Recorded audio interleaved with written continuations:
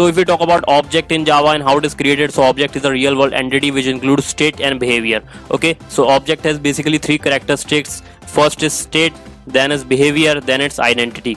Okay, so if we want to create an object, so we can use new keyword. For example, this particular class name and particular object variable, and this new keyword to object initialization and to creation of object, and this constructor, this class constructor. Okay, so we'll discuss about this later, and we already made video for Java part 1, so you can watch this particular video. We already discussed about what is class and what is Java in detail in our that particular video, so you can watch this video. You can click on I button and watch that video. Okay, so next is what is object oriented programming. You already know about object oriented programming.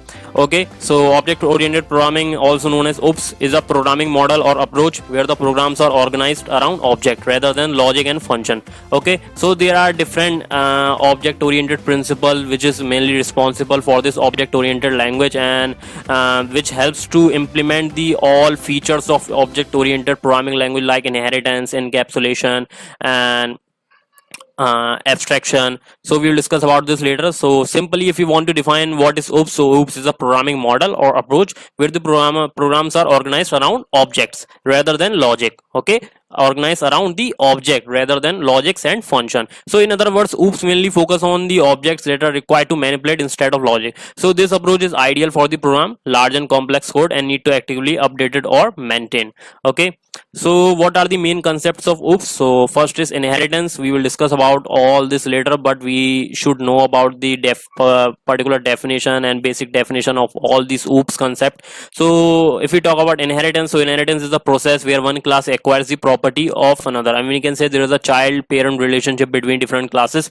So if we talk about encapsulation in Java, is a mechanism of wrapping up the data and code together in as a single unit in a capsule form, we can say. That's why its name is encapsulation. So it basically wrap the data and code together in a single unit. So if we talk about abstraction, so abstraction is a methodology of hiding the implementation detail and from the user and only providing the functionality to this. And we can say what and it provides us functionality to whatever data we want to expose and whatever we don't want to expose. So we can use this functionality of abstraction and use this methodology to hide our implementation details from the user. And if we talk about polymorphism, it is the ability of variable, functions, or object to take multiple forms. Okay, and it is the ability of variable, functions, or object to take multiple forms. Don't worry, we will discuss about this later. So you should know the basic definition of all OOPS concept. Okay, so next is what is the difference between a local variable and an instance variable. So local variable is simply typically used inside a method. That particular variable which is basically declared and used inside the method, that particular variable is called local variable, as simple. And in method, constructor, or block, and has only local scope. Okay, so this variable can be used only within the scope of a block. That particular variable is called local variable. As you can see in this example, the test variable, test string, is a local variable, is inside within the scope and within the block. And where the instance variable is a Java is a variable which is bounded to its object itself. Okay, and we can say that particular variable which is outside the method and inside the class. So as we can see, these two variables is inside the class but outside the method. So these variables are declared within a class but outside the method. So every object of that particular class will create its own copy of the variable while using it. So any changes made to the variable would not reflect in any other instances of that class and will bound to that particular instance only. Okay, so I hope you understood the difference between. So now the difference between the constructor and method, this question is also very important. So method is simple, as we can say the function which we use in C and C++. So in Java we can say method, and we basically call function as a method. Okay, so method is used to represent the behavior of an object. Okay, and it also have a return type, and it's need to be called explicitly and invoked explicitly, and no default method is provided by the compiler, and method name may or may not be same as a class name. But if we talk about constructor, it is basically simply used to initialize the state of an object. It does not have any return type, and it is invoked implicitly, and method is invoked explicitly. We basically need to call the method and invoke the method, but constructor is automatically implicitly invoked, and a default constructor is provided by the compiler. But if we talk about method, so no default method is provided by the compiler, and if the class has none. And if we talk about constructor, name must always be the same as the class name. Okay, so I hope you understood the difference between the constructor and method. So what is the final keyword in Java? So final is a special keyword in Java that is used as a non-access modifier. So final is not an access modifier. Okay, so don't confuse about this. Final is an access modifier. It basically provides a restriction for a particular class and method. The final is a non-access modifier, but is a special keyword, and it is used for different contexts, such as first, when the final keyword is used with a variable, then its value can't be changed once assigned. Okay, so its value will be fixed if you use final keyword with that particular variable. So in case there no value had been assigned to the final variable, then using only the class constructor to a value can be assigned to it. So if no value has been assigned to that particular final variable, then using only the class constructor, so we need to use only class constructor, a value can be assigned to it. Okay, otherwise we can't change the, and we can't assign the value to that particular final variable. Okay, and if we talk about final method, so when a method is declared, so when a method is declared final, then it can't be overridden by the inheriting class. So if we declare method, that particular method is final, then it can't be overridden by the inheriting class, and we can't manipulate and modify the modified the variable of that particular method. Okay, and if we talk about final class, and if class is declared as final Java, it can't be extended. We can't extend and we can't use inheritance functionality on that particular class by any subclass, but it can extend another class. Okay, we can extend that particular class, but we can't use and we can say it can't be extended by any subclass. Okay, so I hope you understood. So what is the difference between break and continue statement? You already know about this. You already use the break statement and continue statement in C and C++. In Java it's also same. Okay, so break statement can be used in switch and loop, whereas continue can be only used in within loop statement, and it causes the switch or loop statement to terminate the movement if it's executed, and it is not terminate the loop but causes the loop to jump to the next iteration. It basically helps us to skip that particular iteration. Okay, and it terminates the innermost enclosing loop or switch immediately. And if we talk about continue within a loop nested with a switch will cause the next loop iteration to execute. So this is basically example of break and continue. You already know about that, and you already used break and continue statement in our program. Okay, so next is, what is an infinite loop in Java? This question is also very important, and so we will discuss this infinite loop with the example. So infinite loop is simply an instruction sequence in Java that loops endlessly.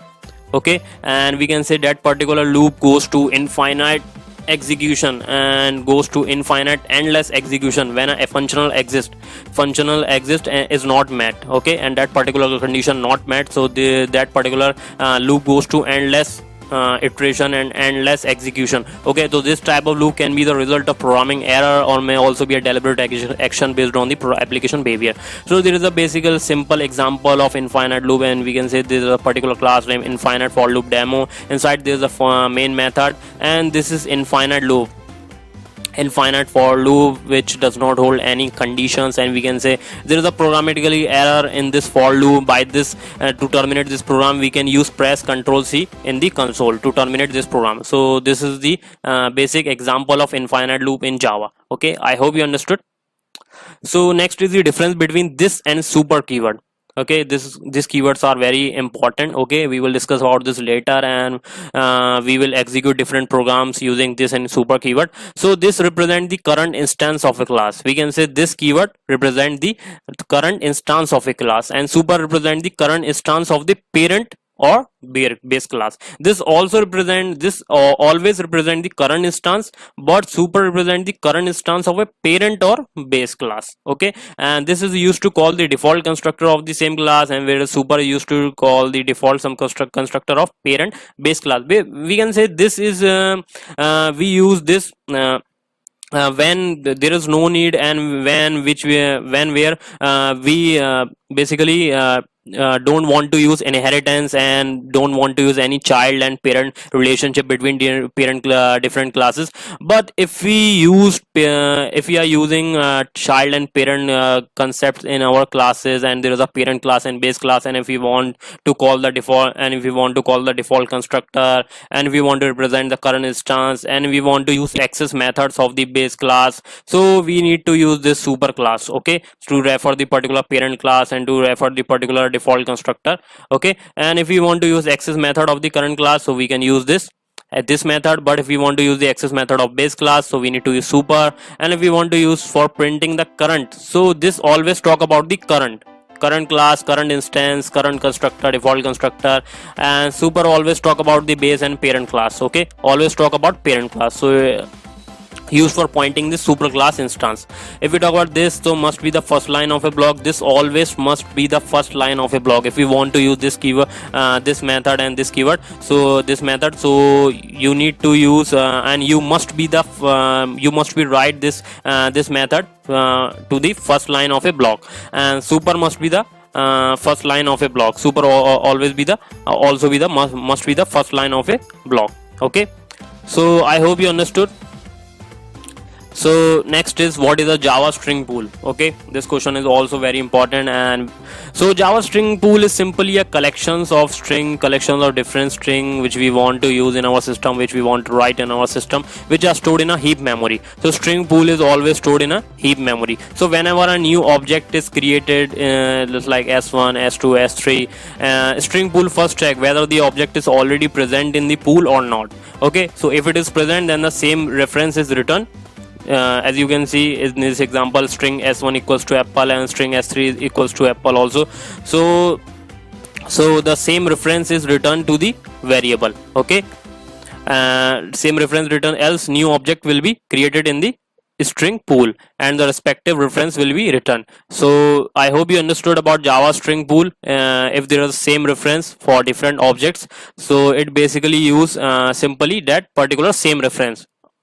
Instead of this creating a new reference for new object, they basically use that same reference for that particular object, okay. If they have particular same value, and we can say same reference, okay. So I hope you understood.